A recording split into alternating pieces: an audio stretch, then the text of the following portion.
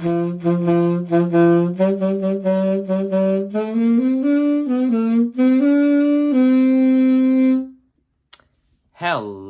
and welcome to the Lore Table. I'm your host, Teen Wolf, and today we are going to be covering what exactly Jin-Gitaxias is doing on the plane of Kamigawa.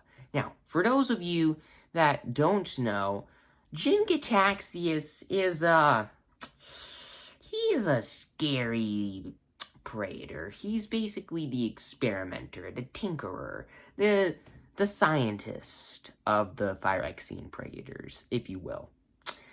And this can be shown in the flavor text of the original Jin-Gitaxias Core Agor, where it says, "It's not a goal, but a process. The process of creating the perfect Phyrexia." What he means by that is, like, he must do experiments. He must do scientific, biological advancement, crazy terrifyingness to basically turn Phyrexia into the perfect realm and then replicate it across other realms. And, I think he's getting close to doing that. Let me explain.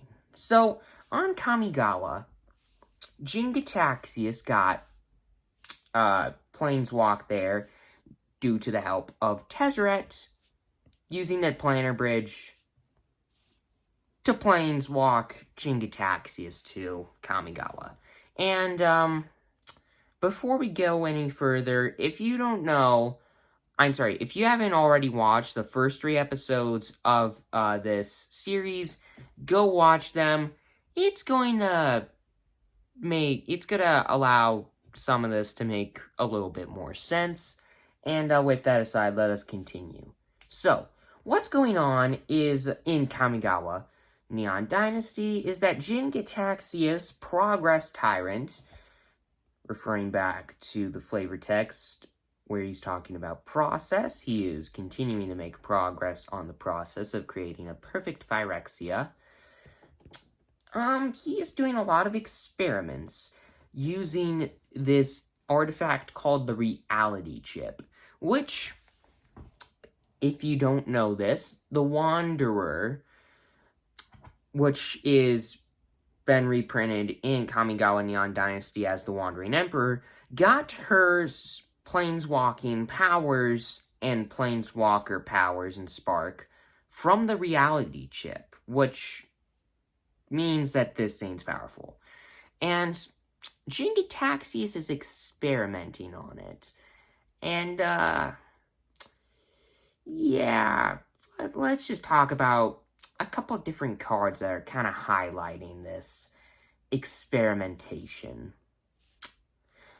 Here's a quote from Malicious Malfunction from Jin-Gitaxias that kind of summarizes something that he's doing. That? A minor test, nothing more. Incomplete flesh is weak. So he's trying to complete people, but the Praetors already know how to complete people. So what exactly is he doing? Well, it involves the reality chip, which has been tied into the Wanderer, which is a planeswalker. So, is Jin-Gitaxias doing stuff with planeswalkers? Well, let us see. And another card that kind of highlights Jin-Gitaxias and just him is the flavor text of Planar Incision, which reads, "Jin-Gitaxias has long conveyed the secrets of planeswalking. Spirits that could pass between worlds, made for perfect test subjects." So yes, Jin-Gitaxias is trying to complete planeswalkers. That's bad. That is incredibly, incredibly bad. And no better way to do that than to just lure a couple planeswalkers. So, Kaito Shizuki and Tamio the Moon Sage figure out the locations, the whereabouts of the reality chip. And the reason that they were looking for that is they want to help the Wandering Emperor, the Wanderer. Why is that? Well, she planeswalks very randomly. She basically, she can't control her planeswalking abilities. So, what Kaito and Tamiyo theorize is if they use the reality chip, they can do some sciencey crap and help the Wanderer control her planeswalking abilities.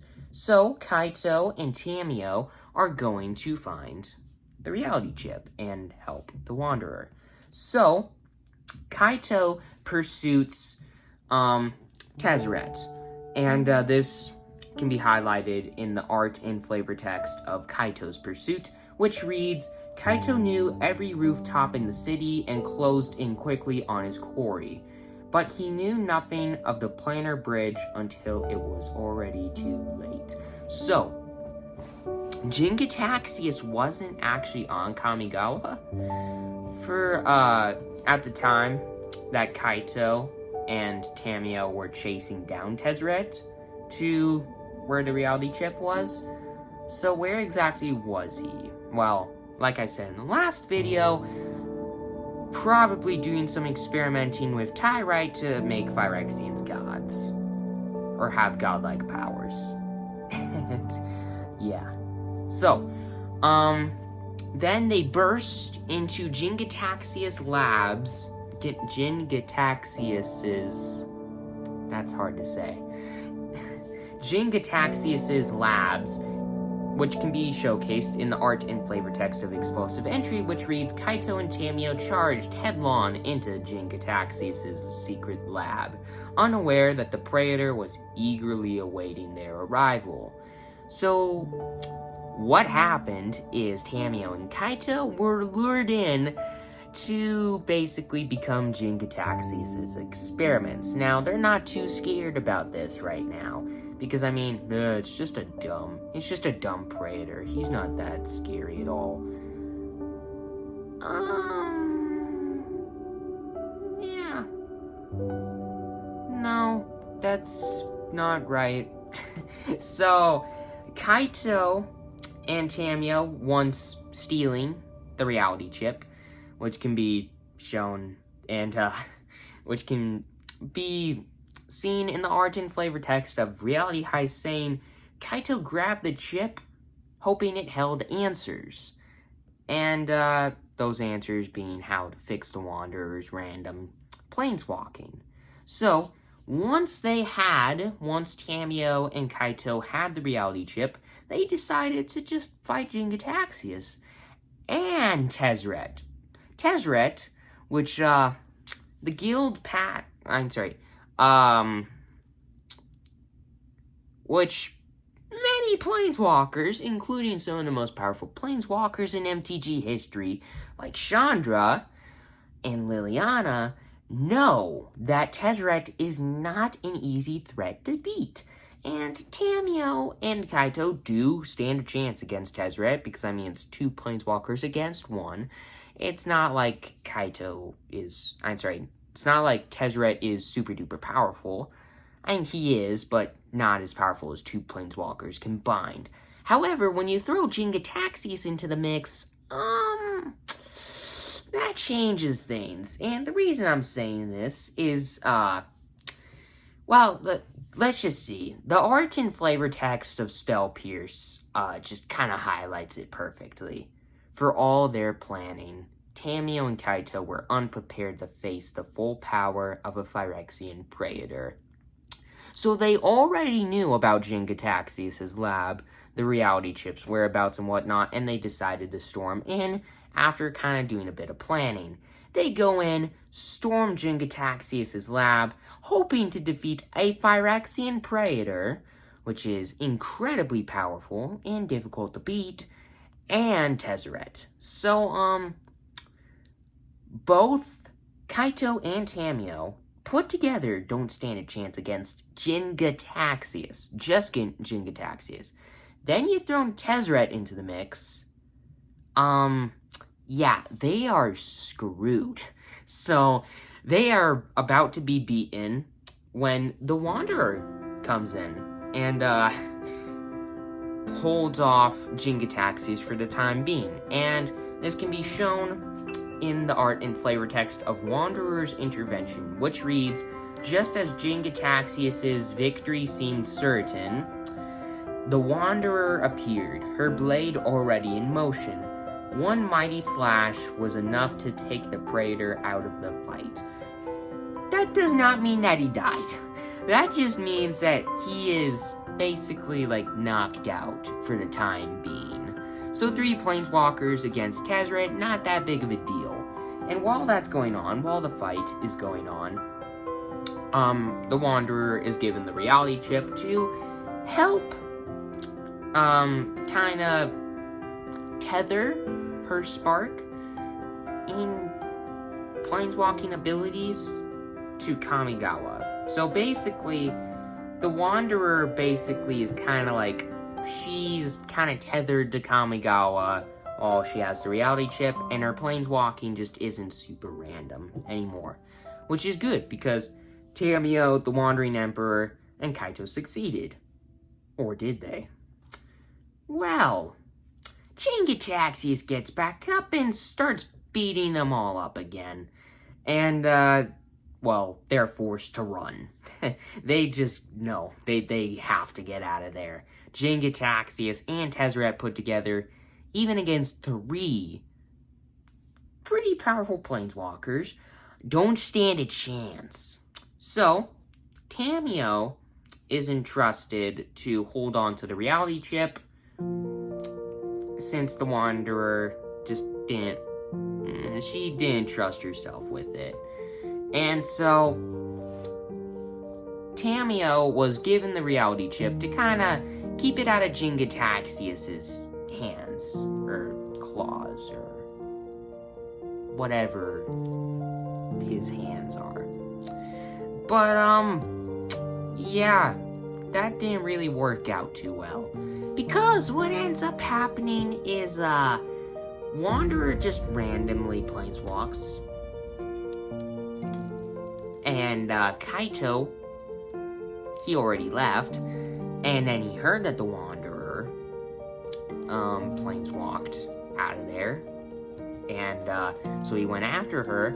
And Tamiyo's just walking along with the reality chip. And then Tezzeret and Jin-Gitaxias kidnap her and take her to New Phyrexia with the help of the Planar Bridge, which is currently being held by Tezzeret, which we already know. And then Jin-Gitaxias and his minions, using his research that he did on the reality chip, he turns Tamiyo into the first completed Phyrexian Planeswalker in history. And Tamiyo is now the completed sage. So, yeah, that's not good. That is not good. So, this is kind of bad, because it keeps showing that the Praetors keep winning in ways that's not very good. So basically, Planeswalkers are now not immune to being completed. So now the Phyrexians can have Planeswalkers as allies and minions. That's bad. And they have the power to give their warriors godlike powers. That's bad.